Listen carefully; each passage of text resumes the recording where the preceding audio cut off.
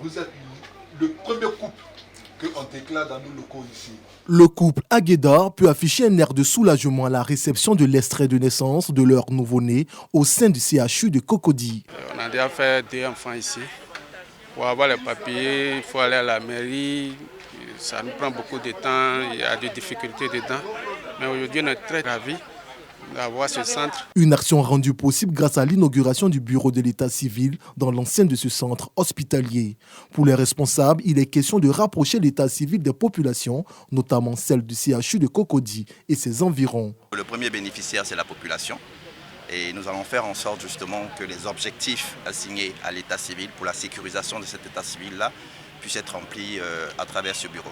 L'ouverture du bureau de l'état civil ici permet à nos administrés de ne pas avoir les tracasseries pour se déplacer, pour aller jusqu'à l'hôtel communal, pour faire tout ce qui est déclaration, qu'ils aient en temps et en heure la possibilité de faire les déclarations de naissance en sortant du CHU ou alors les déclarations de décès. Désormais opérationnelle, cette nouvelle annexe de l'état civil de la mairie de Cocody vient s'ajouter à celle de Djorogobité, mise en service en 2023. Bientôt, une autre annexe ouvrira ses portes à Akwedo.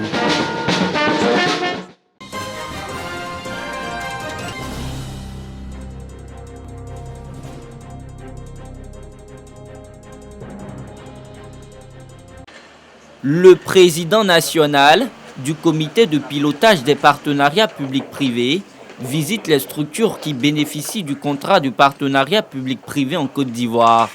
Première étape, le port autonome d'Abidjan. Moussa Kouyaté et son équipe se rendent sur les installations d'un groupe qui jouit d'une renommée mondiale dans les domaines de la manutention et de l'entreposage. On est très satisfait de tout ce qui a été fait, du chemin parcouru, des investissements dans tous les domaines. Ça a commencé par le quai vraquier, aujourd'hui on parle de barging, il y a beaucoup de bateaux, on traite à la fois du clinker à l'arrivée que de la bauxite et d'autres minerais à l'export. Donc tout ça montre le dynamisme de cette concession. En collaboration avec la Côte d'Ivoire, le groupe international a pour objectif d'étendre et de moderniser le terminal minéralier qu'il exploite depuis 2008 et qui est en proie à une forte congestion.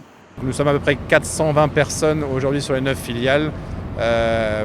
Nous avons la politique du groupe en Côte d'Ivoire a toujours été une politique d'investissement soutenue. Donc je dois dire que nous sommes très satisfaits des relations que nous avons et j'encourage d'ailleurs d'autres investisseurs à regarder vers la Côte d'Ivoire.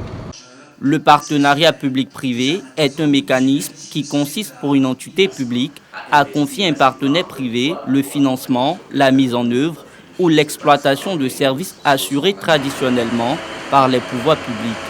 Grâce au partenariat public-privé, cette entreprise portuaire emploie aujourd'hui 207 personnes en Côte d'Ivoire.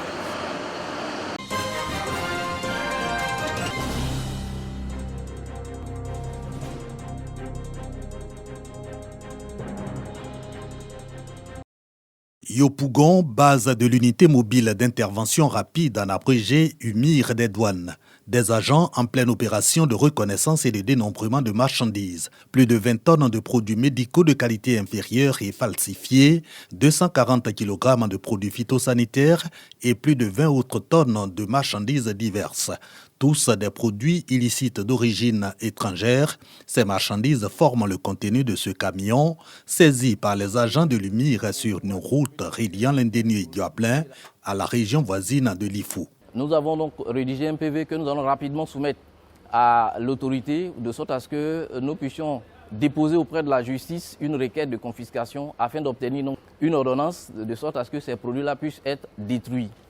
J'invite les populations donc à dénoncer tous ces agissements-là qui sont contraires donc au développement donc de notre pays, parce que des individus de ce genre-là mettent non seulement en danger la vie des populations, mais également donc l'économie du pays. Ce mastodonte, les éléments de l'UMIR l'appréhendent en stationnement le mercredi 21 février 2024.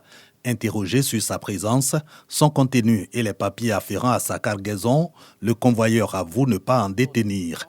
Le camion est donc saisi et convoyé sur Abidjan.